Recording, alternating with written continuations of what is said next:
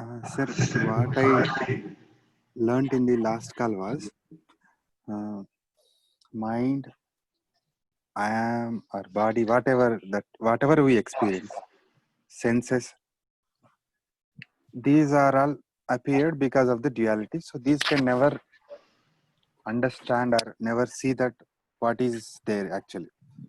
So that means these are useless. So practice gives the uh, courage to accept the futility of these things. Yeah, the reality is you're formless. Invisible, anonymous, unidentified identity is how Maharaj speaks about it. So everything in the form is illusion. All experience is illusion because you need a body or a form to have an experience, and you're formless. The formless holder of the body is holding this body, that body, and all the bodies. So there's no separation, there's no differentiation of any kind. It's formless presence.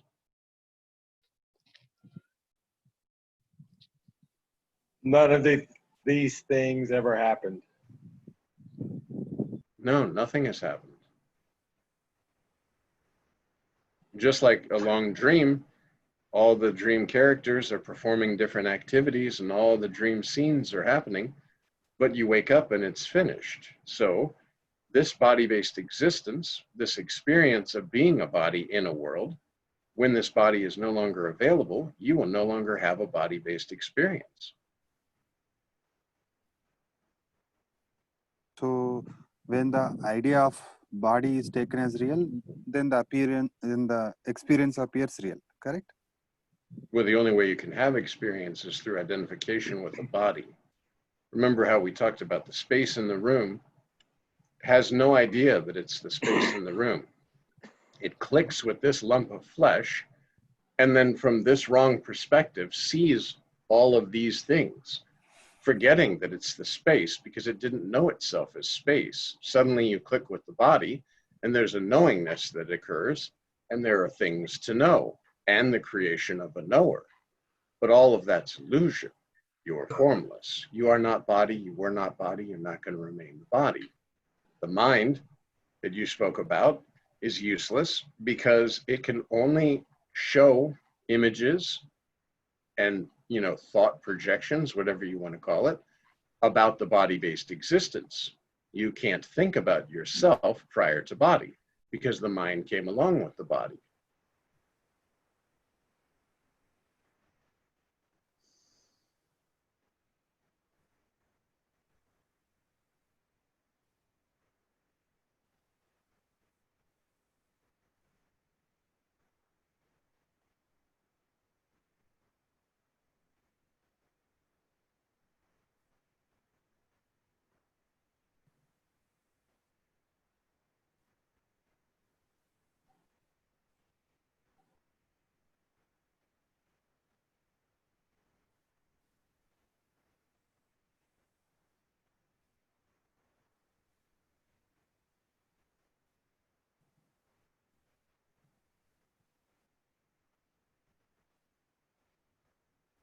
I'll ask a question. So when the mind and body dissolve, as they will eventually, is there anything remaining of this personal, some people talk about a soul or a reincarnation or something. I mean, is there anything left of this experience that remains when the body and mind have dissipated? Prior to beingness, there was no experience, there was no body. After leaving the body, there'd be no experience, there's no body. The body is, the illusion of experience is sort of impressed through the belief in being a body in a world. Mm-hmm. You're not, but you're not right now. Yeah. There's no individuality, there's no personality, there's no any of these things other than in the body-based existence, which is illusion, because you are not body, you were not body, and you are not going to remain body.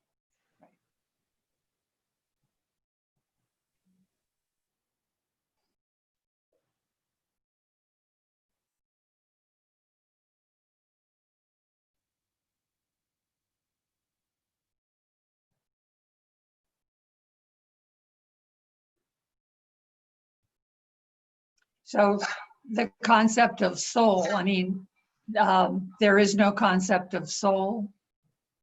Well, that's a body-based concept. As Okay. Maharaj would say, that's a body-based knowledge.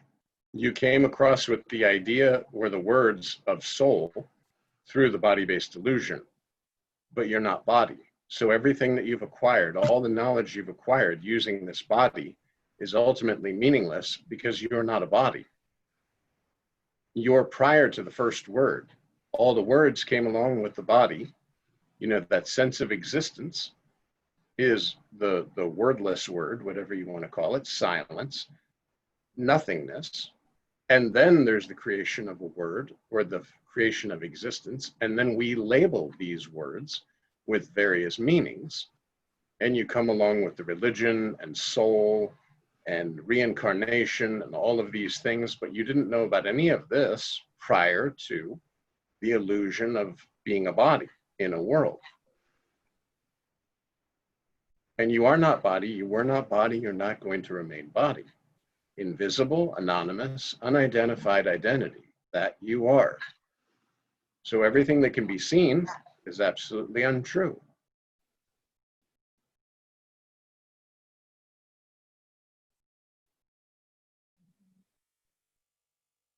Hey, John, can I go back to the last question? Sure. It seems, I mean, it may be possible that there may be something left after the body is gone. But also, you must consider that you won't care, maybe, at that time. It will be nonsense to you. And it doesn't matter. There will be Doesn't nothing to know and no faculty Doesn't of knowing. matter. Consider matter. yourself like space or sky. There's nothing to know. There's nothing other than your own self. So there's nothing to know. The experience of knowing comes about through the illusion of duality. And the first illusion is, I exist. Well, you exist, but there's no need to know existence. As soon as you know existence, you are, quote, the knower of existence. And therefore, duality is birthed. It's not true. That's why dream is the best example. You lay down at night, you're sleeping, body, you're sleeping, a sense of existence mixes and boom, suddenly a world is projected and all this stuff is happening inside the dream and everything is going on and people are talking and you're having a body inside this dream experience. Video shooting all the dream and memorying is all the dream. You know, you're not hearing anything in the dream with your physical ears because that's not possible. You're not seeing anything because your eyes are closed, physical body. You're not speaking because everything is, and yet everything is occurring in this way. So the same is true because this body-based existence is a long dream. I have a body in a world. It's not true. When this body can no longer sustain the essence, the formlessness, the illusion of experience, then it ceases. You'll no longer have a body-based experience. But there is no body-based experience because you're formless. It's just you'll be waking up, so to speak, from the long dream of I am somebody else. You can wake up from that dream right now. I am somebody else. You know you're nothing and you're everyone. So you can go about your daily activities and enjoy yourself and do what needs to be done and not take the touch because you're formless. Maharaj uses the example all the time of clothes. You don't continuously feel the clothes throughout the day. And as you know yourself in a real sense as the formlessness, then you won't have this body-based, impressions, this pressure of being in a body. You'll wear the body quite loosely, and you won't even know it's there. You'll have it as an instrument to use in the moment until you don't. But you absolutely are not concerned because whether this body here is here or not, you are. And you know this because as Maharaj says, knock, knock, nobody's there. But somebody has to be there to say nobody's there. And something had to be there to know I exist. There was existence without the knowing of existence. So as Nisargadatta Maharaj says, Birth is the appearance of the I am, and so-called death is the disappearance of the I am. And the one background to whom each of these appears and disappears is your own self. You're formless. You are not body. You were not body. You're not going to remain the body. And accept your selfless self.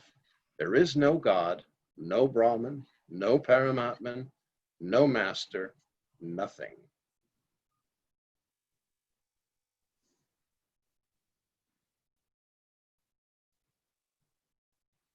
You used the phrase, you said several times, you have the body, so who is you? You is this body-based existence or illusion of experience.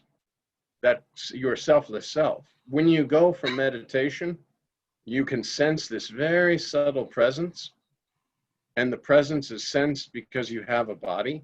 So you can feel this sense of presence, and that's all there is. There's formless presence. Now, formless presence in this body-based existence, you can dip in like a cup. We talk about in the cup of nectar of immortality, and you can sort of selflessly self-intoxicate and feel this bliss, this joy, this causeless joy. There's no outside influences that are causing this joy. It's all coming from within. It can only be experienced within the body-based illusion, just as in a dream, if you were to go swimming, you can get wet, but you're not actually wet because you're the body sleeping. You're not this projection. However, within the projection of being a body, you can feel this.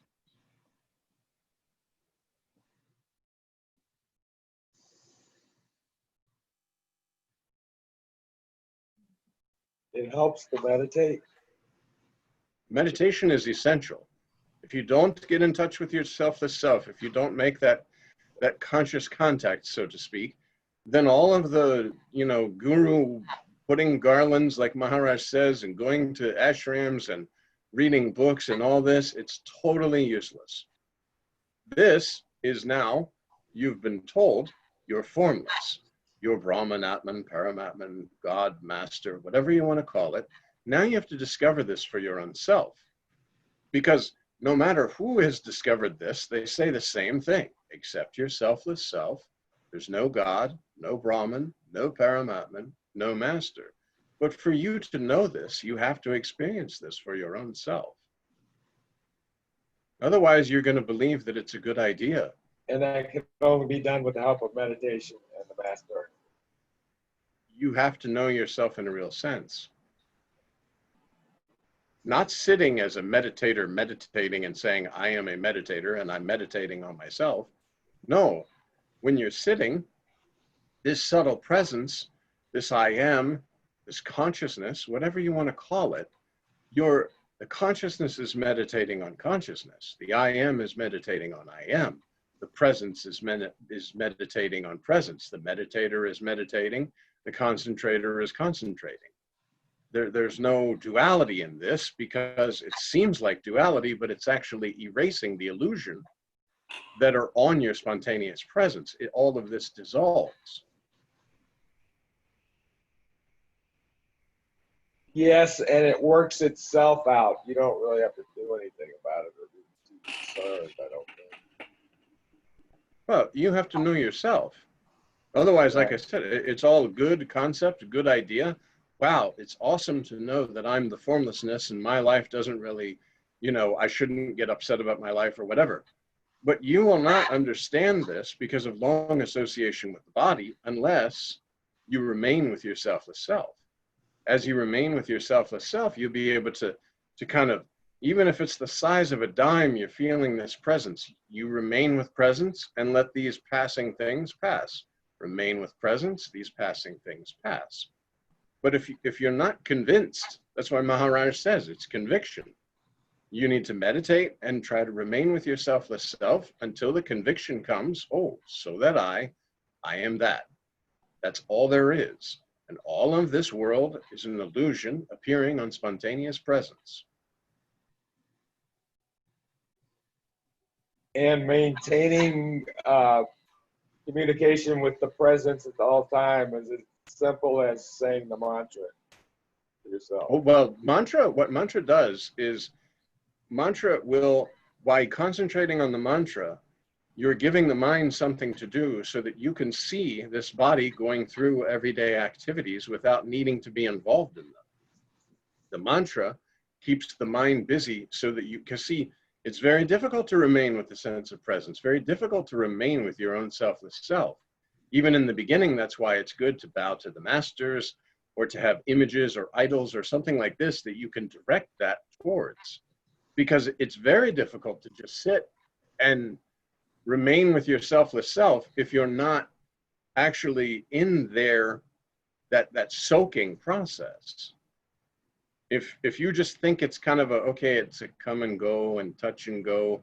And again, like we talked about, when the body starts to dissolve, there is going to be a feeling of expansion, because the feeling of expansion is in reality just the dissolving of the illusory layers.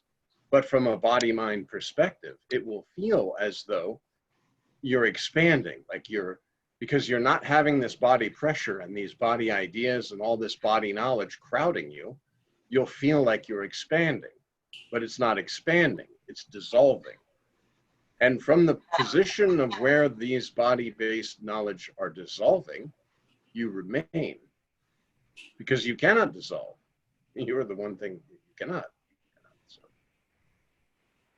Don't fixate on dissolving and together. All you need to do is remain with your selfless self. Literally, like Nisargadatta Maharaj says, he realized himself in 3 years. Why? Because his master said, you are not body. Remain with I am. And he did as he was told. In all his waking day, in all his waking moments, he remained with I am. And I am discloses all the secrets. Because you remain with I am, you remain with this sense of presence in this, quote, duality, and everything else dissolves and disappears until there's nothing left to dissolve, because there you are. When all experience ends, and Maharaj says this, there you are. And I believe he did that by repeating the mantra. Yes, yes. Personally. Yes, yes. This mantra is a gift.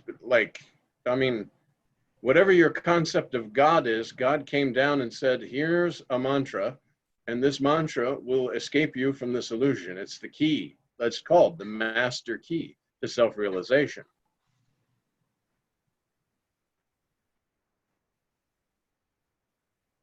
And also, as Maharaj says, if you don't have the lineage mantra, you can use Aham Brahmasmi, Soham, Shivoham, any of these. It's concentration, inviting the attention of the invisible listener, remaining with your selfless self. The meditation is so important. And like Maharaj says, meditation is not sitting like, oh. No, meditation is sitting, just seeing what's there. Just sit.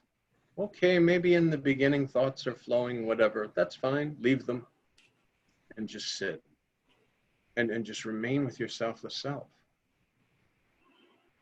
And then understand that, technically speaking, the entire world that's appearing is within that meditation, because it's all appearing on spontaneous presence, whether it's in your so-called thought or whether it's in your so-called waking world. The entire world is projected on your spontaneous presence, so you remain with your selfless self. Allow everything to come and go. You don't come and go. You just remain. It really is quite simple. Extremely.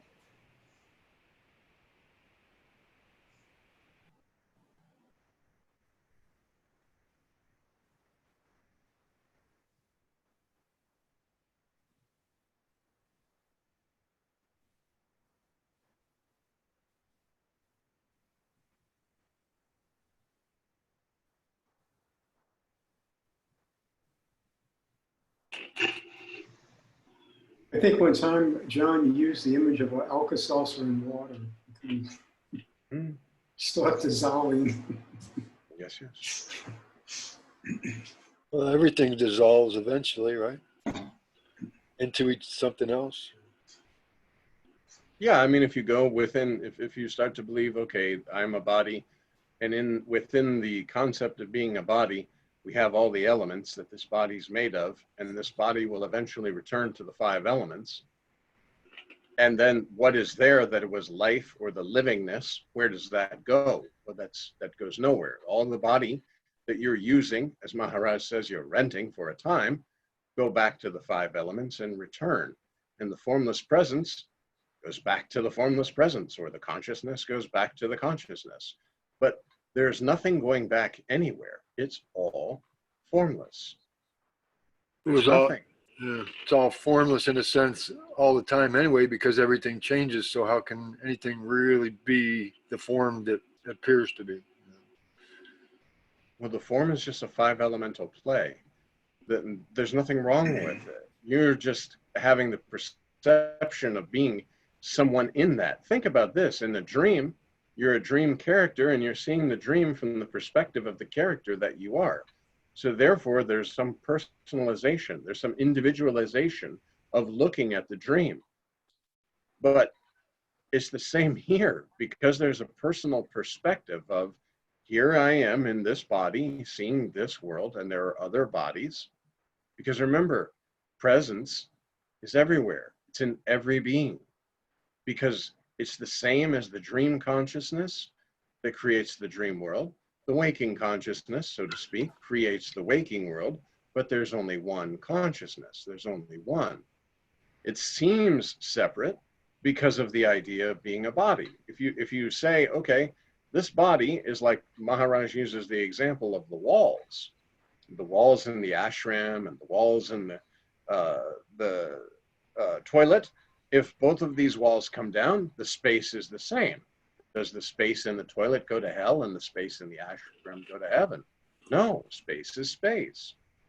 If at all you want to compare yourself to sky or space. I was noticing this morning when I woke up, I was looking at my dreams, and it just seemed that the dreams, they're similar to conceptual experience or regular experience, but they're just a variation on that,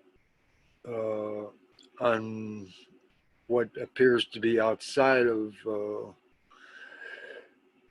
something that is must be not that.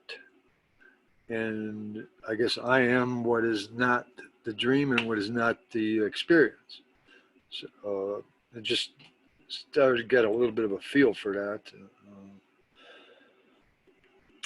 Well, think about it. When you lay down and sleep and you have a dream, you project the sun, you project the grass. If you're a little dream person and you're walking around talking to other dream people, you're all those people, and you're the creator of those people. All the dialogue is coming from none other than you, both your dialogue and their dialogue. And even though they may seem to have hopes and dreams and wants and desires, that all comes from you too. It's being expressed through form, but you absolutely know it's formless because you're sleeping. How can anything be solid form? But in a dream, you could knock on a table and feel that it's solid.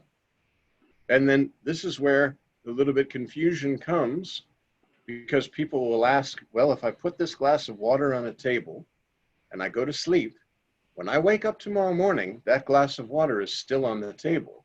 So how can dream and waking be the same? Well, because you're still having the long dream of, I am somebody. When this long dream of I am somebody is there will be nobody to know whether this glass is here or not, because that long dream will be also ended. You have many little dreams, and now the long dream is finished. So there's no more dreaming, because there's nothing. No one. You're not an individual right now, nor is this dream world actually, or this waking world, whatever you want to call it. Nothing is occurring. And this gives great freedom, because now you know, okay, so now in each moment, I just do what's in front of me and I just leave it. Everything is, as Maharaj says, pick up the water, drink the water, put it down. Everything, no matter what. Get fired from your job, pick up the water, drink the water, put it down. Lose a loved one, pick up the water, drink the water, put it down. Get a big promotion, pick up the water, drink the water, put it down.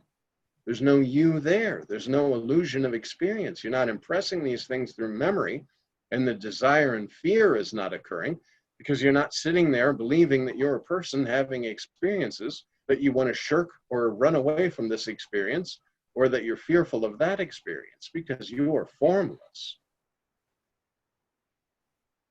And this points to the ultimate experience, because the ultimate knowledge, experience, whatever, is I don't know. So don't get hung up on the words being used, but use them to help you, whatever you need. Yeah, no knowledge is knowledge, because all knowledge came along with the body. Before you had a body, you didn't know anything. So everything that you've acquired using this body is useless. Why? Because you're not a body.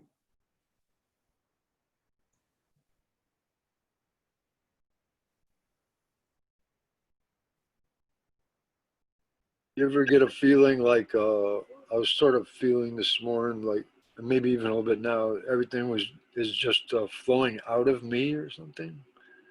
Or I don't know how else to say it. Well, you're formless.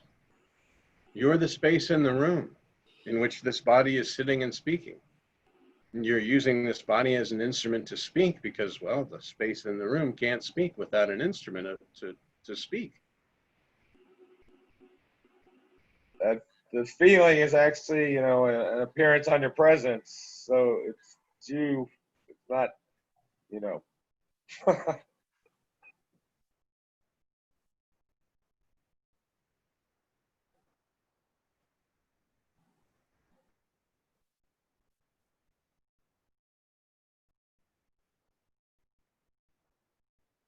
Then another thing that's really fascinating to me is I think about this every once in a while. I've had experiences in the past where, and well, I know it'll still happen in the future too, but sometimes in whatever present it is, I have experiences in the present that I or it's not like a definite type of knowing that I know for sure that it's going to be this way, but I'll get a sense of how I'm going to feel in the future as related to a particular situation. For instance, most recently, it just happened. Well, I guess that's a little bit of a personal thing, me and my girlfriend. So I'll say one of the other examples. It has to do with my concern and my closeness, and like my say I'm interested in some particular thing, a fair amount, and I invest in it.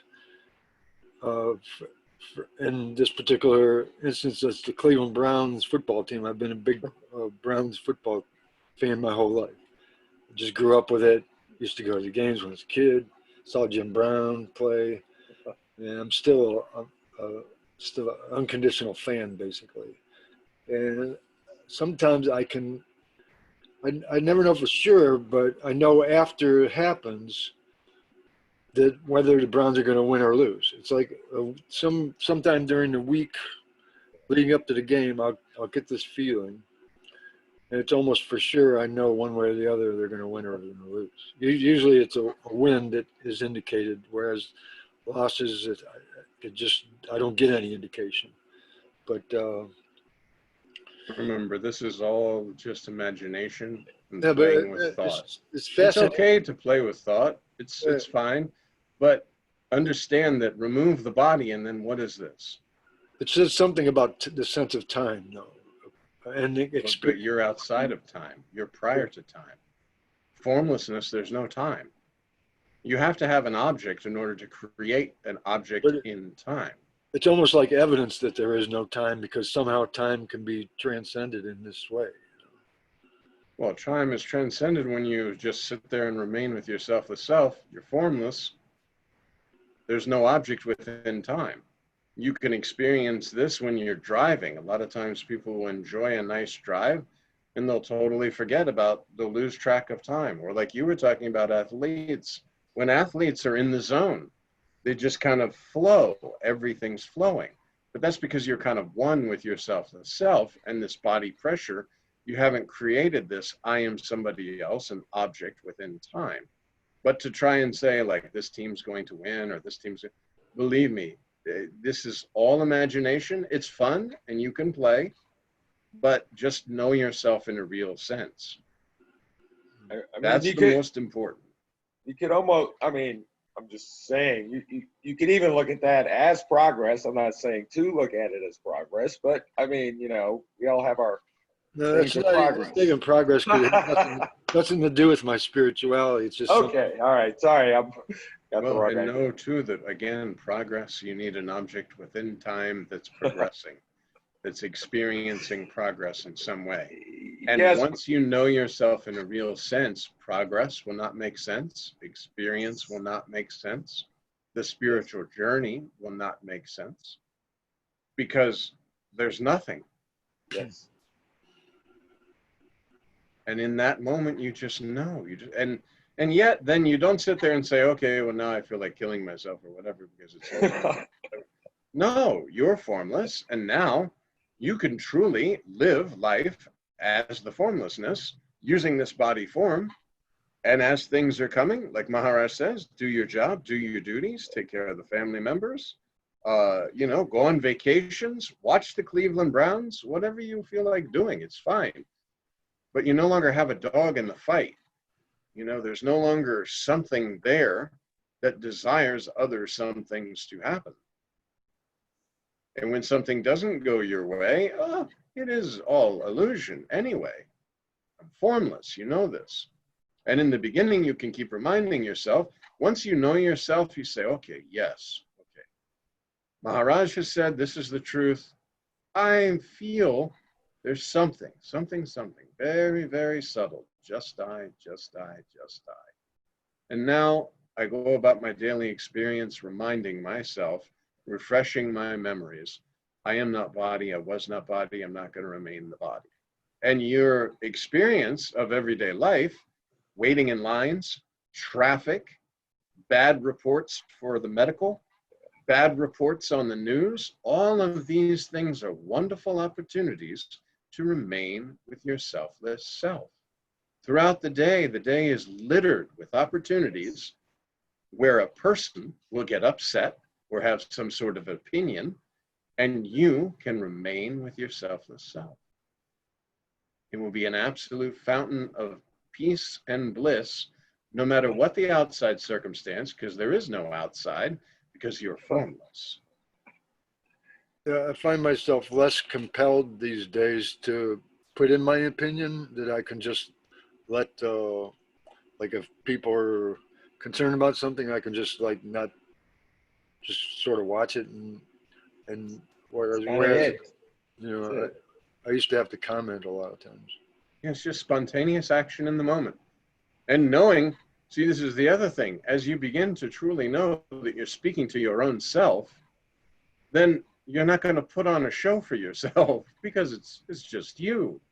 You don't have to sit there and say, oh, I'm so great, I'm so wise, and this and that, because that's your own selfless self. And truly, the ego, as it starts to take possession of your spiritual body in that way, and you say, oh, I'm a man of knowledge, this is a problem, because now you're creating something.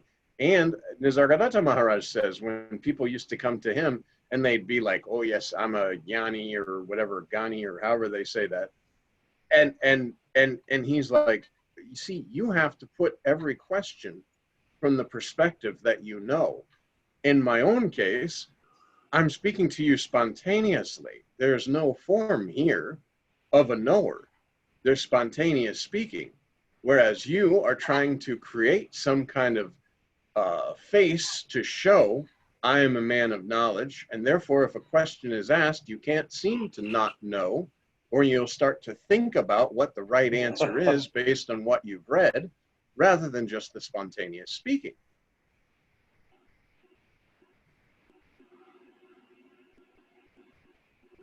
Let me comment on that. Okay. I'm just kidding. It's all your own selfless self.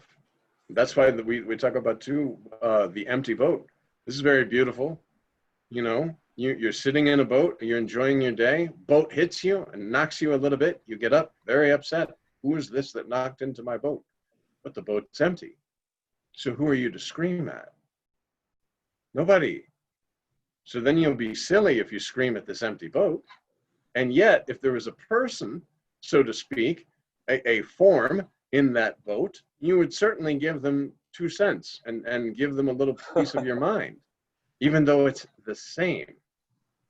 It's all empty boats, animated by the formless presence in the moment for whatever is appearing. That's all illusion. And this, John, there's no legitimacy to the horizontal life. That's what you're really saying. The life in time, which is horizontal, as opposed to the vertical, which is the, it sounds like what you're doing is the, the verticality is everything and the horizontal doesn't really exist, right? I mean, that's the symbol of the cross. That's what the cross means, is the meeting of the horizontal and the vertical. And so you are dismissing the horizontal, right? That's an interesting way to put it, but yeah, it's just you have to have a point on the map to find a direction, but there is no point. So as you're saying, yeah, there's no timeline of like, this happened yesterday, this is, I'm looking forward today or whatever, in the moment. Even if you look at very famous people, towards the end of their life, they can look back and say, oh, all this stuff. But if they had to sit there and think about every decision and every this way or that way and all this kind of stuff, disaster. So one moment, whatever's in front, do this thing. And I didn't know that thing about the cross. That's pretty cool, actually. That makes a lot of sense. Yeah, it was a symbol, you know, in Christianity, but even before that, it's a deeply spiritual, you know, what do you call it, depiction of actually what is the case. You know, there's this time-based horizontal in which things are changing. You're moving from point A to point B, and but at some point it intersects with the vertical, which is the timeless and the eternal. That's the same thing that Das Bo speaks of, the moving and the unmoving.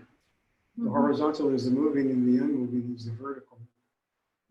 Yeah. And, you know, like I think, you know, like the horizontal, you know, like basically it's for the opportunity to realize the vertical, you know, the whole dream, you might say, Yeah. you know, like the whole process. Horizontal is all mental, because you're never anywhere except right here.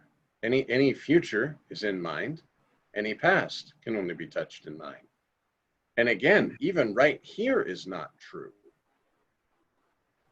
because you're formless. You're outside of all of it. You're not an object in time.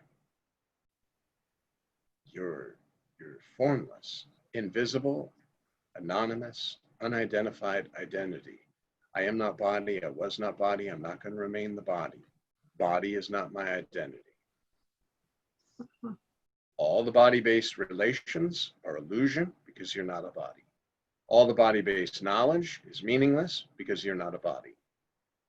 Nothing acquired using this body can be true because you are not body, you were not body, you're not going to remain the body.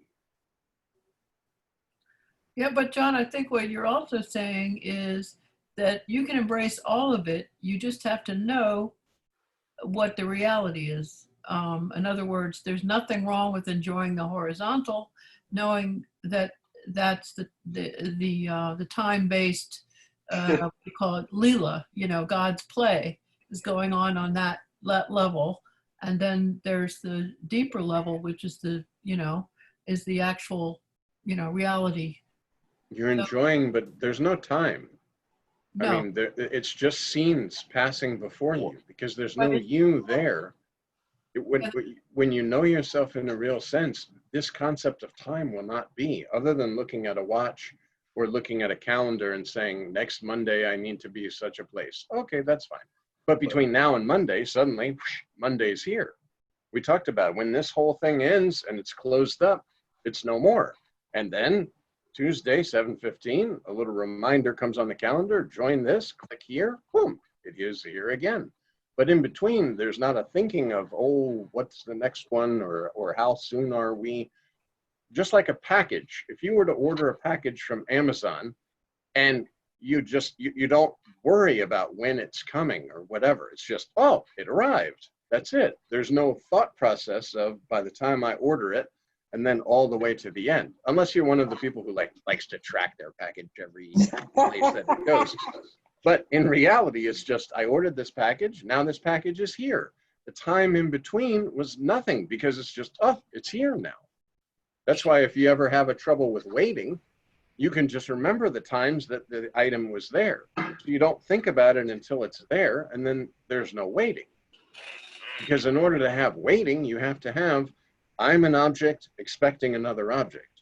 I have expectation that this object will be here. But if you're formless, you just go about your day. Could I say something? Sure. That I mean, that all sounds very, very nice, John. But I think before you are able to experience that in the way that you say, I think you have to forget everything prior to that, and then you can do that. I don't know if that's possible on the way to that. You tell me. I have no idea. It's only know yourself in a real sense. Remain Yes. there. Yes. Yes. And if you're waiting for an object or, a package, remain with your selfless self. If you're waiting on a job, remain with your selfless self. You're stuck in traffic, remain with your selfless self. You're right. You're right. Always remain with your selfless self. And these things, they're just scenes, because there's not a you. There's no body pressure. You're wearing clothes, but you're not wrapped up in them. There's no pressure. And again, like Maharaj says, it helps with bhajan in the morning, early morning bhajan, kakadarati, and then morning bhajan, evening or afternoon bhajan. Even if you're not singing them, just to download them from the website, ramakantmaharaj.us, and listen. Because the bhajans give a nice vibration and help to vibrate so the body can be kind of loosened, because you're involved in the bhajan. As Maharaj says, it's a spiritual atmosphere. The spirit enjoys this. So there's some release of this body pressure. You're not thinking about all your whatever you think about. You're kind of shaking that loose. You listen to the master, the videos, and you just remain with your selfless self. Just see what's there. We're all probably afterwards sitting watching a television show. You can remain with your selfless self while watching television. It's really, I think the loose clothing is basically just a conviction that nothing is true. In other words, it's an appearance. It doesn't exist. It's simply an appearance. It's just that conviction loosens everything up. Your clothes are really loose, kind of hanging on you. It's just really, and like it's, just the conviction that nothing is true. And this mind flow stops. You're stateless, thoughtless, formless. There's nothing to keep you anchored. You're just you're formless, and things are appearing and disappearing, and these things are occurring, but there's nothing to think about them, nothing to say about them, because again, everything, this is so key. Everything is pick up the water, drink the water, put the water back down. You're not thinking throughout that. You're not thinking about, oh, such delicious water. I hope I can get more water. No, it's pick up the water, drink the water, put it back down. This mind that is believed in is because you believe yourself to be a body. The mind can only project images and thoughts to you based on being a body, because of course the mind came along with the body. And so all of its projections are from the perspective of being a body. Once you know yourself in a real sense, even this subtle just I, you can start disregarding this mind flow or this mind chatter, because it's not saying anything about you. It's not with you at all. And that's how we talk about, you look at a black and white TV and a color. You're seeing color in the world, and the mind is presenting images to you in black and white. So you catch it, you say, oh, no, no, no, this is not true. And the same, you know yourself as invisible, anonymous, unidentified identity, formless presence within this body. And now you say, the mind is presenting an image to me that I should worry about such and such, but I'm formless. Woo. This is what they call the, what do they call it? Viveka or Vagaria? Discrimination, basically. Instantaneous discrimination. I'm formless, there's form, discriminate, us. And all of the things are like this. And then you say, oh, but what about the family? And remember again, all body-based relations are untrue because you're formless. Your son, your daughter, your husband, your wife, your brother, your sister is you. So because all of these relations came along with the body, the family is nothing but a body factory. Basically, man, woman get together, create this little lump of goo. This little lump of goo understands existence, and the formless presence says, I'm this lump of goo. And the mom and dad say, you're this lump of goo, and we're going to call you John. And then you go out and you go about and you find another female years later and you get together and you make another baby and boom. And then this formless presence is told that you are now Jack or Jane and so on and so forth and so forth. And it's just formless presence.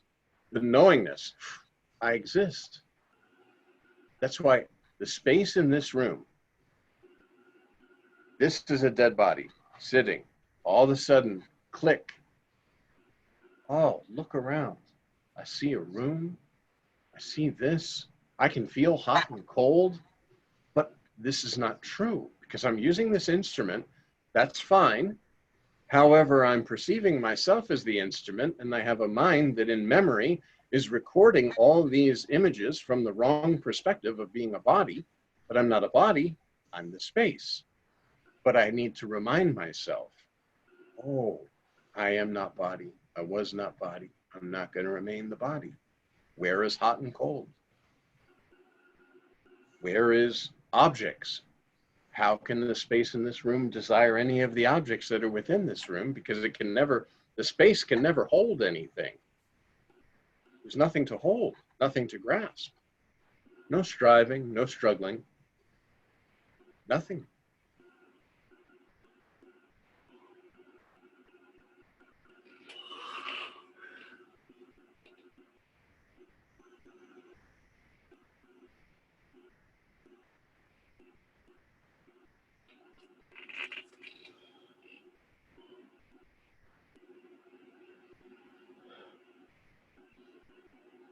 You mentioned just picking up the water. I know it made me think, well, sometimes I can look back and I wonder, did I take my vitamin this morning? Did I pick up the water? If I can't remember if I did or not, or anything, if I can't remember, if it's possible to forget, how can it be proven that it even ever happened? And then, like later, I realized, well, I think I did drink my vitamin, but it's like that's not the determination of what is real. Memory is not proof of reality.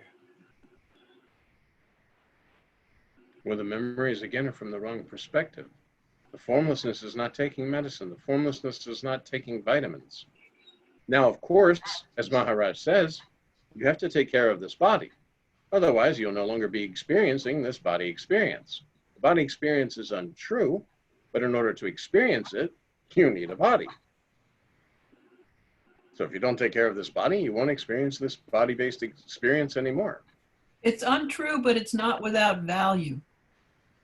Yeah, I mean, you're here, so. There must be something in the divine plan that makes it worthwhile to be here. Otherwise, it wouldn't do it. Well, what we experience, I think, is limited value. Oh, that's That's my opinion. I So think its value is just to realize, the oneself is selfless self. And that's unlimited value, but That's the value all of the it. experience is limited value. Oh yeah.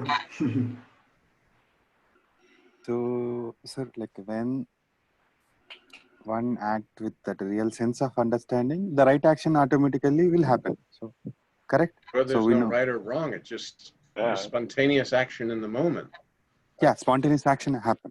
And again, like, let's say you do something in spontaneous action and it turns out that somebody says, hey, that wasn't very nice. Okay, you apologize. You don't do this again. But the spontaneous, there's not this pressure of, oh my gosh, I'm a terrible person. I always No do these separate bad experience. things. There's nothing like this. It's just spontaneous action in the moment. You might understand that there's nothing to understand at that point, and then it's just that. Yeah, there's a spontaneous action in the moment without a position. So you're not responding as Rami, nor are you responding as man or woman or with anything. It's just spontaneous. It's a just as now there's spontaneous. There's no like thinking of what to say or some kind of production of words or anything. It's just a flow. The space in the room is speaking using this like a little, have, what do you call it, marionette. The space has a little thing and talking like this, ventriloquist or whatever. It's just speaking. There's just spontaneous because there's no concept of anyone speaking or that there's anyone listening. Can we say like this? Even this spontaneous action also illusion. There is Oh yeah, nothing. all action is illusion because you are not body, you were not body, you're not going to remain the body. So how can the formlessness perform an action? It uses the body as an instrument, but it's not your action because you're formless. There's a sentence in Das Boot in chapter 12. I wrote it down. Number 7, subchapter 7, where he writes, everything. It's talking about, abandoned, desirelessness. I'm not sure what he's talking about really. I don't know. But he said, everything is only God and God is the only doer. There is no place for manifestation, or manifestation has no place. Right. I just thought that was,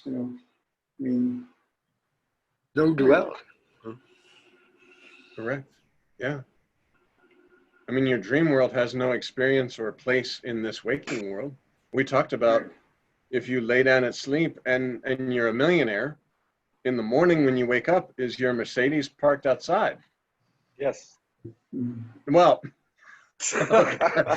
I'm speaking about you in the dream.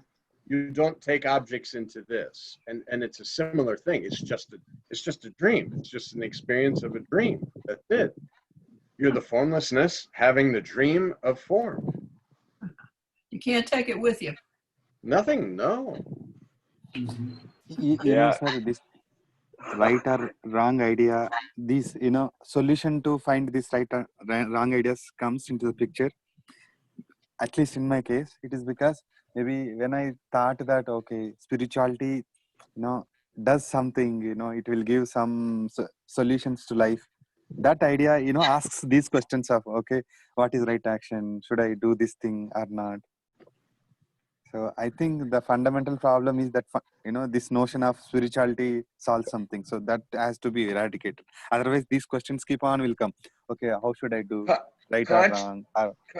Consciousness doesn't care what consciousness does. Only you do, and that's the problem. There's a you in between all this.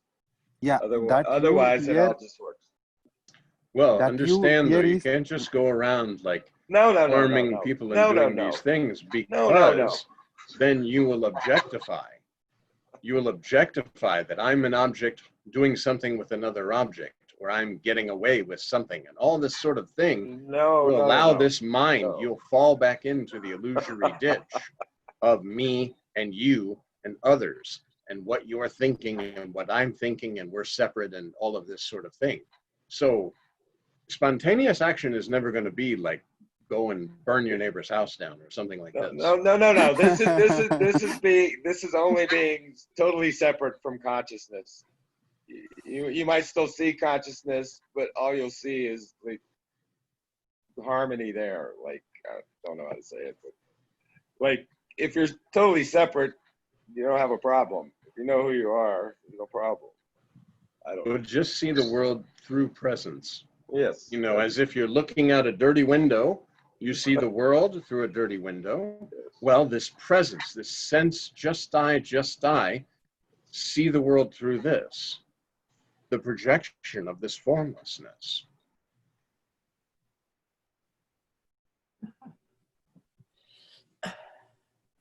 Well, John, it's 8:16. Oh, good. Thank you. Thank you so much, sir. Thank you. Everybody enjoy Thank your you. evening. Thank Jai you very much. Sadguru. Jai Sadguru. Hope we'll join bhajan, sir. Yes. Thank you. Thank you. Take care. Thank you. Thank you. Sri Ramakant Maharaj ki jai.